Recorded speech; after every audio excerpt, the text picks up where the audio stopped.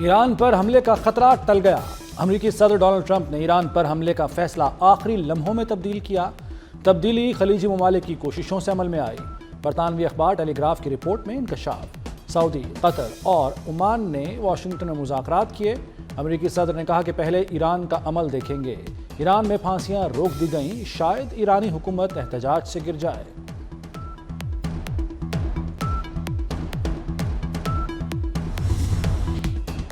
امریکی صدر نے تہران پر حملہ نہ کرنے کی یقین دہانی کرائی ہے۔ پاکستان میں ایران کے ایلچی رضا امیری مقدم کا دعویٰ، کہا ایران میں صورتحال کنٹرول میں ہے۔ مسلم ممالک کے عوام اور حکومتیں ایران کے ساتھ تعاون کر رہی ہیں۔ پاکستان کی اخلاقی اور سفارتی حمایت لائق تحسین ہے۔ ٹرمپ فیصلہ کن اور مختصر ایکشن چاہتے ہیں۔ عالمی میڈیا کے مطابق امریکہ نے بحری بیڑا ابراہم لنکن مشرق وسطی روانہ کر دیا۔ بحری بیڑا کروز میزائلوں اور لڑاکا طیاروں سے لیس ہے۔ پاسداران انقلاب اور بسیج فورس نشانہ بنے گی۔ پولیس کو کروز میزائلوں سے نشانہ بنایا جا سکتا ہے۔ کئی ملکوں کی شہریوں کو ایران چھوڑنے کی ہدایت۔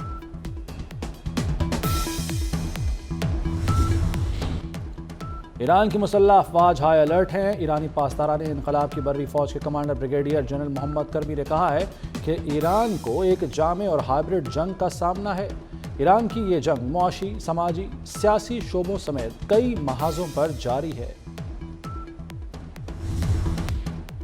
گرفتار ملزموں کو پھانسی دینے کا کوئی پلان نہیں۔ امن و امان کی صورتحال مکمل کنٹرول میں ہے۔ امریکہ جون جیسی غلطی نہ کرے۔ ایرانی وزیر خارجہ عباس عراقچی کا امریکہ کو دو ٹوک پیغام۔ ایران کی فضائی حدود دوبارہ کھول دی گئی۔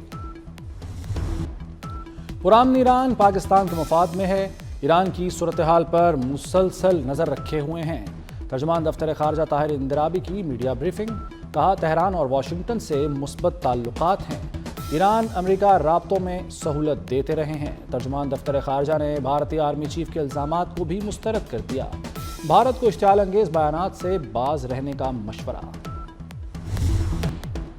امریکہ کا ایران پر نئی پابندیوں کا اعلان۔ پابندیوں میں 1 درجن سے زائد افراد اور ادارے شامل۔ ایرانی تیل، تجارت اور توانائی سیکٹر سے منسلک ہونے کا الزام۔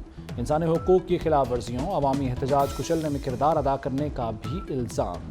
امریکی محکمہ خزانہ کے مطابق پابندیوں کا مقصد ایران کے معاشی ذرائع کو محدود کرنا ہے۔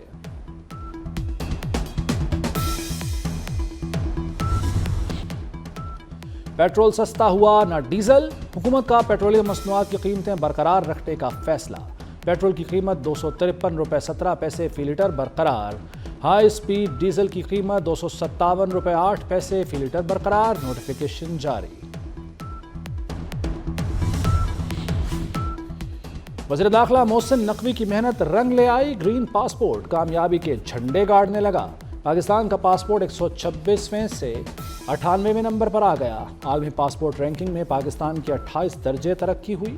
محسن نقوی کا پاسپورٹ کی رینکنگ میں مزید بہتری کا عزم۔ کہتے ہیں پاسپورٹ رینکنگ میں بہتری بڑی کامیابی ہے۔ انشاءاللہ پاکستان کی ترقی کا یہ سفر جاری رہے گا۔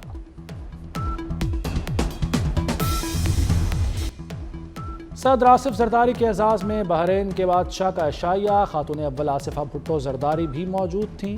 عشائیے میں بحرینی شاہی خاندان کے اعلیٰ ارکان اور پاکستانی وفد کی بھی شرکت۔ صدر مملکت کو بحرین کے بادشاہ کی رائل اسٹڈ میں مشہور عربی گھوڑوں کا معائنہ کرنے کی دعوت۔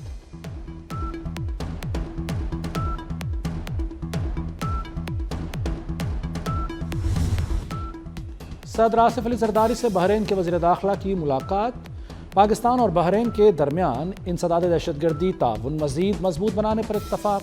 منشیات اسمگلنگ کے خلاف مشترکہ اقدامات پر بھی اتفاق۔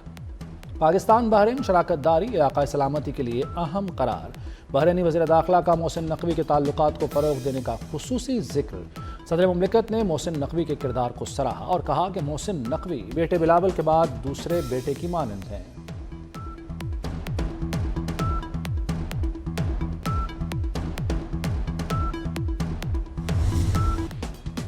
خیبر پختونخوا میں فورسز کی 2 کارروائیوں میں 13 خارج ہلاک۔ ISPR کے مطابق بنو میں کیے گئے آپریشن میں 8 خارج مارے گئے۔ ضلع کرہ میں ہونے والے دوسرے انٹیلیجنس بیسڈ آپریشن میں 5 خارج جہنم واصل۔ وزیر داخلہ محسن نقوی کا فورسز کو خراج تحسین۔ اندرونی اختلافات طالبان حکومت کے خاتمے کا باعث بن سکتے ہیں، افغان طالبان کے سپریم لیڈر مولوی ہبت اللہ اخونزادہ نے خبردار کر دیا۔ قندھار کا دھڑا ہبت اللہ اخونزادہ کا حامی اور کابل میں طالبان کا دوسرا دھڑا ان کا مخالف ہے۔ کابل دھڑا تعلیم اور عالمی روابط کا حامی ہے، جبکہ قندھار دھڑا سخت گیر موقف پر قائم ہے۔ سندھ میں کینسر اور دل کے امراض کا مفت علاج ہو رہا ہے۔ 2008 میں 10 جامعات تھیں، اب 30 ہیں۔ 1 لاکھ اساتذہ میرٹ پر بھرتی کیے۔ ضلع متاثرین کے لیے 21 لاکھ گھر بنا کر دے رہے ہیں۔ سندھ میں ریونیو وصولی میں بہتری آئی۔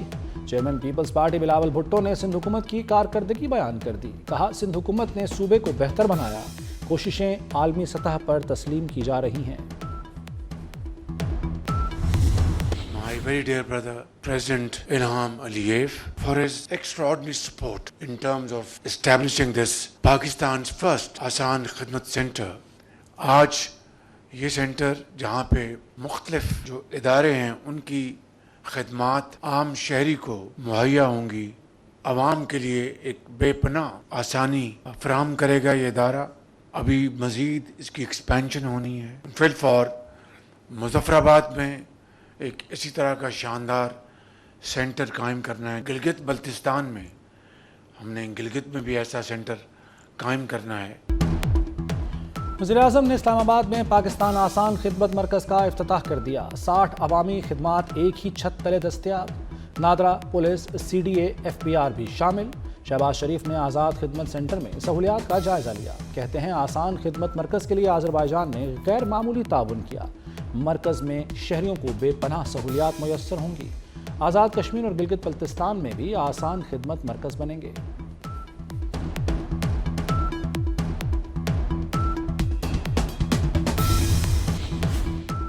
وزیر داخلہ محسن نقوی کا دورہ کوئٹہ۔ وزیر اعلیٰ بلوچستان سرفراز بگٹی کے ہمراہ شہید میجر انور کاکڑ کی رہائش گاہ گئے۔ شہید کی والدہ، بھائیوں اور کم سن بیٹوں سے ملاقات، دلی ہمدردی اور تعزیت کا اظہار۔ محسن نقوی نے کہا کہ شہید میجر انور کاکڑ کے بیٹے کا HSN کالج میں داخلہ کرایا جائے گا۔ وزیر اعلیٰ بلوچستان کا شہید کے بھائی کو سرکاری نوکری دینے کا اعلان۔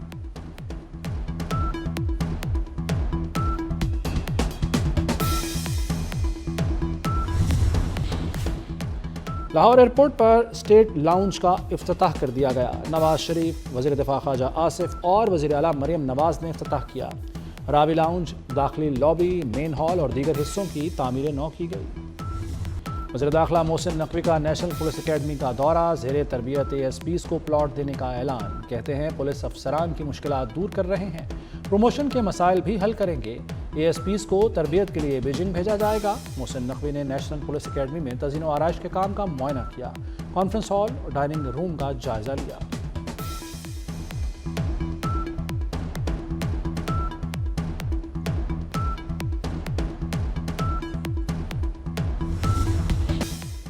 پاکستان موسمیاتی تبدیلی کا مقابلہ کرنے والی فصلوں کو فروغ دے رہا ہے۔ وزیر غذائی تحفظ رانا تنویر کی جرمنی میں قازقستان کے نائب وزیر عزت سلطانوف سے ملاقات میں اظہار خیال۔ قازقستان نے غذائی تحفظ میں پاکستان سے تعاون بڑھانے کی خواہش ظاہر کر دی۔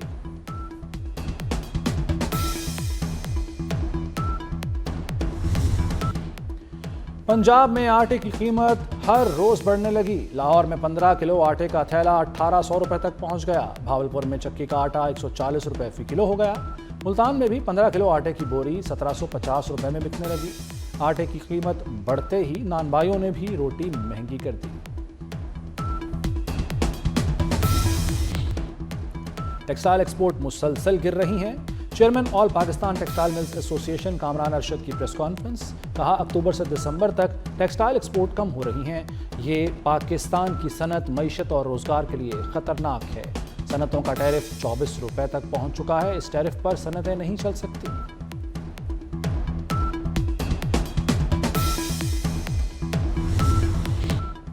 کراچی میں پولیس نے ماسیوں کا منظم گروپ پکڑ لیا۔ گھروں میں کام کرنے والی 5 خواتین گرفتار۔ خواتین سے لاکھوں روپے اور موبائل فونز برآمد۔ گھر، گاڑی، بائک اور قیمتی اشیاء خریدنے کا انکشاف۔ مقامی صنعت کار کے گھر 9 سال سے کام کر رہی تھیں۔ خواتین کا تعلق پنجاب کے مختلف علاقوں سے ہے۔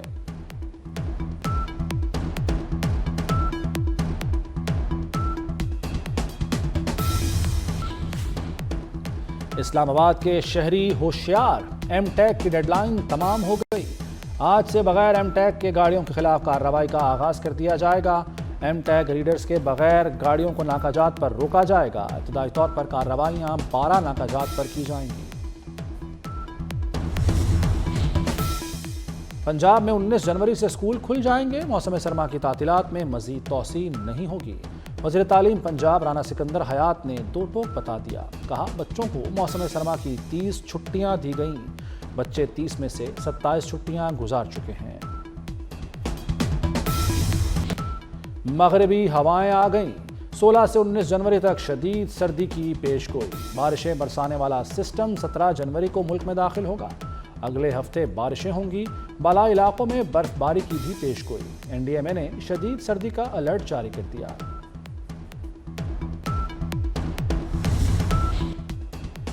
امریکی ریاست مشیگن میں برفانی طوفان 100 کلومیٹر فی گھنٹہ کی رفتار سے ہونے والی برف باری نے ہر چیز منجمد کر دی۔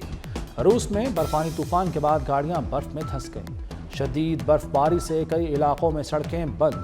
محکمہ موسمیات نے ایک اور طوفان کی وارننگ جاری کر دی۔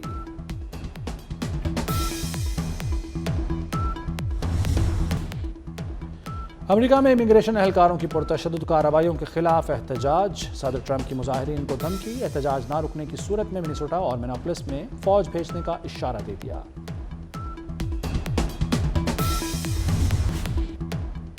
امریکہ نے وینزویلا کے تیل کی فروخت شروع کر دی۔ $500 ملین کی اپنی پہلی فروخت مکمل۔ ٹرمپ نے وینزویلا کے تیل کی فروخت کا ارادہ ظاہر کیا تھا۔ وینزویلا کے آئل سیکٹر میں سرمایہ کاری کا بھی اعلان کیا۔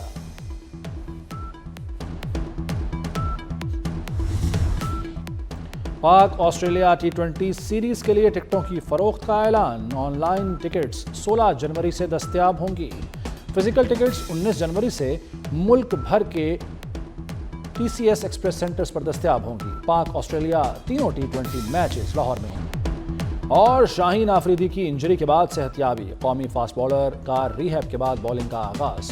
شاہین آفریدی بگ بیش لیگ میں گھٹنے کی انجری کا شکار ہوئے تھے۔